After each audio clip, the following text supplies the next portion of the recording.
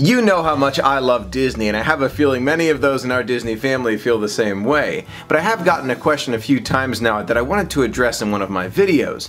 Michael, what do I do if I have a friend who I'm thinking about going to Disney with, or maybe a spouse or a family member who's not as excited about Disney as we are? Is there a way to convince them? What would you do and see and experience so that everyone has a magical time, and maybe convince this other person, whether it's a family member or spouse, that Disney is a magical experience for everyone? It's a very good question, and when I first thought about it, I was saying, okay, this is going to be an easy one to solve. But after giving it a little bit more thought, I don't think that's the case. The first thought I had was maybe the person who's a real, thrill junkie, we send them to Space Mountain, Expedition Everest, have a great time and experience those thrills. Yes, that's part of it, to do, something that they would be interested in, but at the same time we have to go a little bit deeper and figure out why there might be some preconceived notions and making them a part of planning the entire trip. So let's dive into how I would recommend speaking and starting that conversation and going into the planning process with someone who might not be as enthusiastic about Disney as you and I are. There are several different preconceived notions about Disney. I'm sure there are more than I can even think of, but some of the more common ones that I've heard, and I don't agree with any of them, just so you know that, but I needed to reiterate it. Disney World's just for kids, or Disney World's too expensive, or the company's greedy, or there's no good dining, or it's all just cement everywhere and there's no nature part of it. I don't agree with any of them, and I can dive into the reasons why. Let's tackle some of those easier ones first, like the fine dining experiences. You have seen on our adventures California Grill. We have Narcoossee's, Le Cellier. There are some 5-star dining experiences at Walt Disney World, so that's an easy one to get over. They must have gone to Japan, found the best technique, and brought them here, because this is beyond good. This is next level good. This is amazing. Take a look at the bread service in front of me. I've got all of the 9 different dips and all of this bread. I don't even know if I'm going to need the entree. I might have to cancel that because this is just so much. Another common preconceived notion that I've heard many times, and you and I do not agree with this, I can say that right up front, but that Disney World is just another theme park and it's just cement everywhere. You and I already know that is not true. But for someone who has never been before, maybe been to other theme parks around where they live, I can understand that. I can. You've never been before, you've never experienced the magic, so you haven't seen the difference between a theme park and Disney World. And just for the record, I do not consider Disney World a theme park. It is a whole new world. Another thought I've heard from those who maybe have never been to Walt Disney World before, or really don't know much about it at all, is that the company is too greedy and everything is just way too expensive. Well, as we've seen together, and I've made a few videos all about it that you can find right there at the I button, you get what you pay for. Especially at Disney, they really go above and beyond, and I have a feeling that some of those who say this at first before they have ever been to Disney, once they experience the magic and see what is included with that price, I think they may change their tune. Now, those are just a few of the preconceived notions that those who have never been to Walt Disney World before may have as you're trying to convince a spouse, a family member, or a friend to go with you, and they say, you know what, Disney is just not right for me. And there are plenty of articles and videos that say all sorts of terrible things, absolutely, and I'm biased, I can say that right now. But there are also many different videos and articles that will say the opposite than that. So let's talk about how to address these different things and how to make this person, spouse, family member, or friend, a part of the planning process and make it even more exciting for everyone to go together and have a magical time. Now, let's say after a little bit of back and forth discussion, you may have convinced this person at least to think about the idea of a Disney vacation. What is the first step I would recommend as you continue this process? The very first thing I'd recommend you do is leave your mind open to choosing the right destination for that friend, spouse, or family member. Now, when I say location, you might be thinking to yourself, Michael, I thought we were going to Disney. Is that not the plan anymore? Yes, it absolutely is. But let's say, as an example, you have a family member who you know loves going on cruises, maybe been on every other cruise line but not Disney before. This might be the perfect way to kind of introduce them to Disney, but also bring them to something that you know that they love. They love cruising, so this is that perfect opportunity to combine the two things that that person might end up loving, but you also know they love cruising, they may end up loving Disney with it. And on that same note, let's say you have a family member who loves the beach. beach. They love it so much, they want to go there all the time,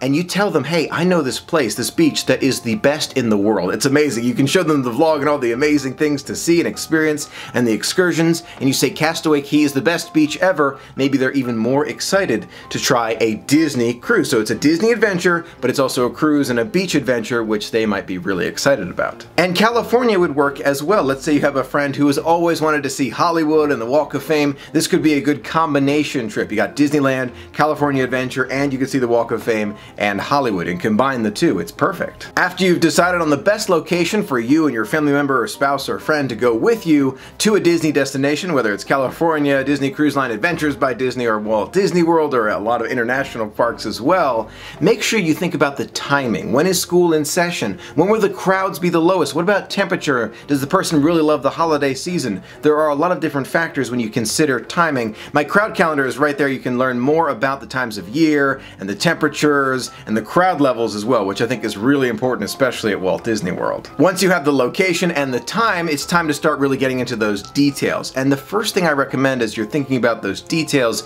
is consider what the person, whether it's a friend, family member, or spouse, is really worried about when it comes to going to Walt Disney World. Are they worried about too many kids? Maybe it's best to stay toward the luxury resorts or stay in areas that don't have as many kids around. Are they worried about expense? Maybe go to a less expensive resort or less expensive dining, or maybe they really do want to see the lavish dining and then you can go to the more expensive dining. So plan it around the kind of things that they're interested in, or maybe in staying away from the things that they're really not interested in. As you're considering how you're going to organize the day and you're shaping the plan so it's organized in a way that will really make that friend or family member or spouse really happy to be there, it's important to remember that their version of a magical Disney experience might be very different from your version of that, at least at first. As an example, when I'm at Disney, I have basically boundless energy. I can be on my feet in the sun for 12, 14 hours at a time. I'm having a great time doing it, and I'm loving every moment. But is that right for someone who has never been before and maybe has hesitations about the Disney experience? It is definitely not. So even though you may have boundless energy, or you can go, or be on your feet the whole time, or rather be standing in line, you have to remember that their version of a magical vacation might not match yours. And maybe if you do these things that they really want to do, like go to the spa, or spend more time sitting on the beach of the Polynesian, or in that hammock, they'll want to go again and again, and they'll start to realize how much fun it is to be there. For us Disney enthusiasts, we love those fireworks at night, the shows, the attractions, the dining, the resort hopping.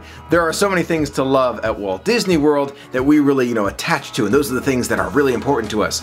But you may want to also consider the fact that for those who haven't been before, or maybe had different preferences for what they might like doing other things. Maybe boating around Bay Lake, or maybe they'd prefer to go fishing, or maybe golfing, or maybe a day at the spa, or dive quest. There are so many other things to see and experience that a lot of us Disney enthusiasts don't really think of right away, and it's understandable. We really want to go to those rides and the fireworks and the shows. We don't think of those other things. So consider those things as something for the other person to do with you. You can do it together, and eventually they'll slowly learn to love this place and want to go back again and again. Now, I don't want you to think that I'm trying to convince you to tell your spouse or friend or family member that they've got to go to Disney and this is the way to do it and here's what I should sell you on, basically. It's not what I'm saying. You just want to make sure that you introduce them to things that you have a feeling they might like, and then they'll learn to love Disney more and more piece by piece. And hopefully after a while they'll learn to love a lot more of Disney, and then you can experience together for many years to come. The key point to take away from this video is not to overdo it, to relax. Let them really decide, okay, do you not want to go on the Mad Tea Party teacups, or maybe you don't want to stand in line for 45 minutes for a flight of passage? That's okay.